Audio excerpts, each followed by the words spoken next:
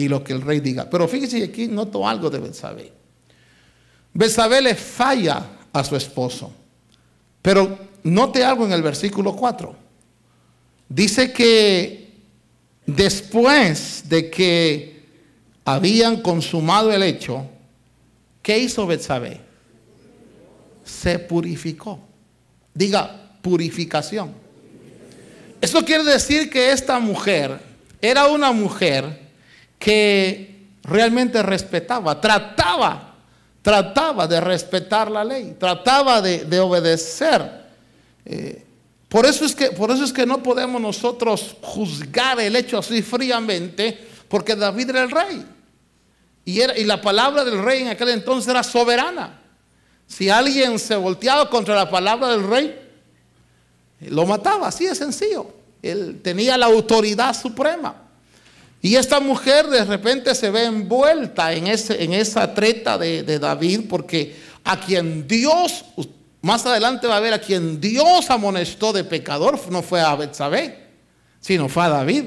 Le dijo, tú tenías la autoridad de rey, tú fuiste el que hiciste pecara y que blasfemaran contra mí mis enemigos.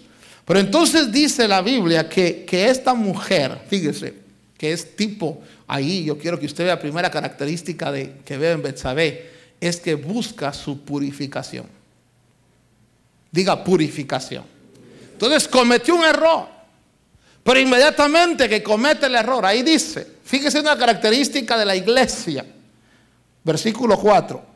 Dice, David envió mensajero, la tomó, y cuando ella vino a él durmió con ella, después que ella se purificó. Vaya conmigo a Levítico capítulo 15, verso 18. Y la ley decía en Levítico 15, verso 18, si un hombre se acuesta con una mujer y hay emisión de semen, ambos se bañarán en agua y quedarán inmundos hasta el atardecer. ¿Qué quiere decir eso? Quiere decir que Betsabé se ve envuelta en un pecado, pero inmediatamente que cae en el error, busca su purificación. Y esa es una actitud del nacido de nuevo. Esa es una actitud de la iglesia del Señor. Usted sabe, hay gente que comete errores, pero no buscan su purificación.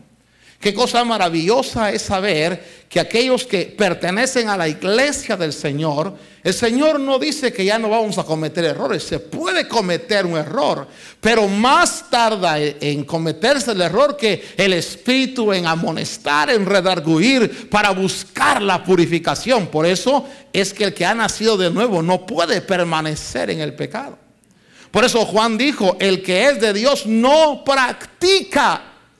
No que no pueda cometer un error, porque todos fallamos, dice la Escritura, pero cuando se falla, inmediatamente se busca ¿qué? La purificación. Usted sabe que una evidencia de que uno es de Dios es esa, el buscar la purificación. El Señor, he fallado, perdóname, me arrepiento, límpiame Señor, purifícame Señor, quiero volver a sentir, como decía David, el gozo de mi salvación. Entonces yo veo una característica de ese pueblo, de la iglesia, es que le gusta estar pura, le gusta purificarse, le gusta, hermano, inmediatamente que ha cometido un error, volver a la purificación.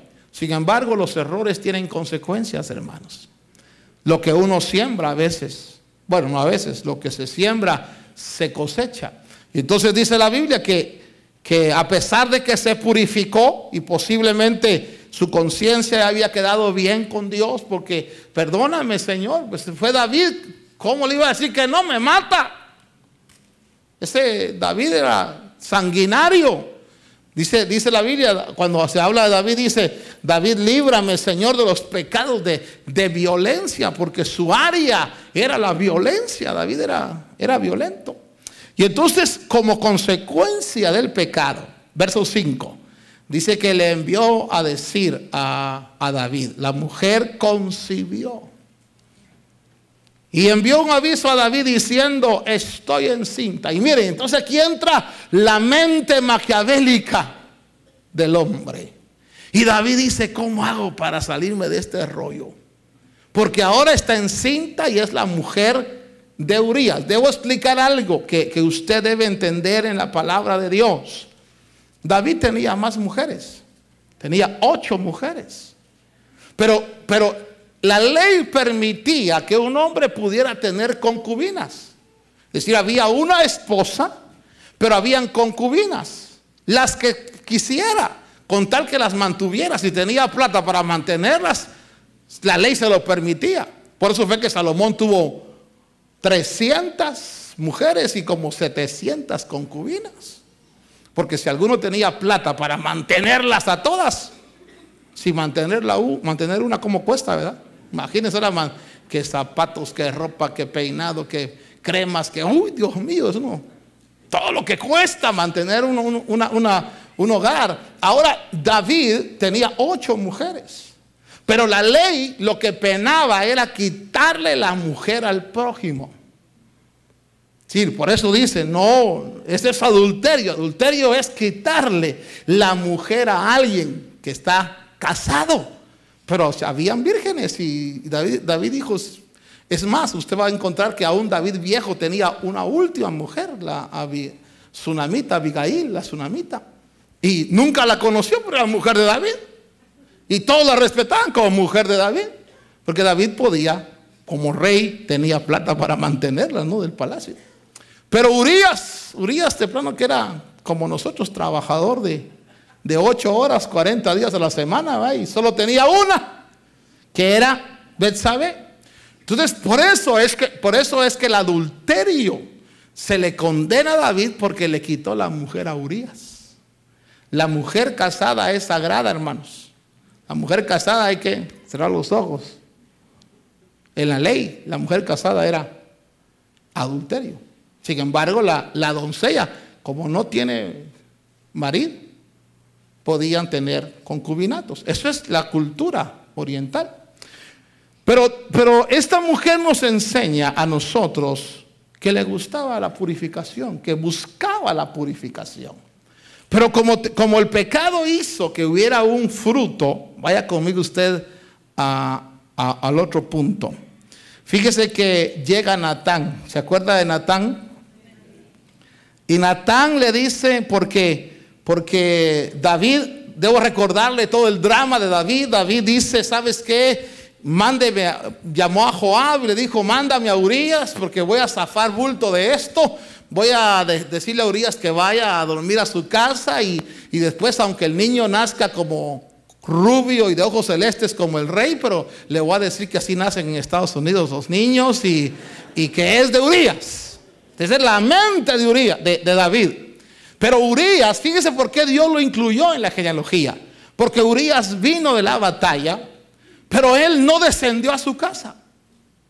Él dijo, no, yo no voy a ir a comer pan a mi casa, no voy a dormir con mi mujer, estando el arca bajo guerra, estando el ejército bajo guerra. Urías fue fiel a lo que estaba haciendo. Era un hombre de convicciones delante de Dios. Y es que, debo decirte algo, Dios premia a los hombres que tienen convicciones sólidas delante de su presencia. Y entonces le dijeron a David, mira, Urías no bajó a su casa. Y entonces David dice, voy a invitarlo a comer. Mire su mente de David, hermano. Y era el hombre, como dice la Biblia, de acuerdo al corazón de Dios. Por eso es que debo decirle, hermano, que un hombre, si se descuida, puede llegar a cometer muchas cosas equivocadas, aunque sea el bien amado de Dios, aunque sea el que Dios lo ha puesto por rey, como David. Y entonces David lo invita a comer y lo embriaga. Le dio vino y lo embriagó, hermano. Y luego le dice, ¿sabes? Ve a tu casa, ve a dormir. Y el Urías, borracho, pero no tonto, ¿verdad? Salió del palacio y se fue a dormir con los guardias. Entonces le dijeron a David, mira, Urías ni borracho descendió a su casa. Entonces David le manda una nota a Joab, su general, y le dice, pon a Urías en el frente de la batalla entre los más valientes y que sea herido y que muera.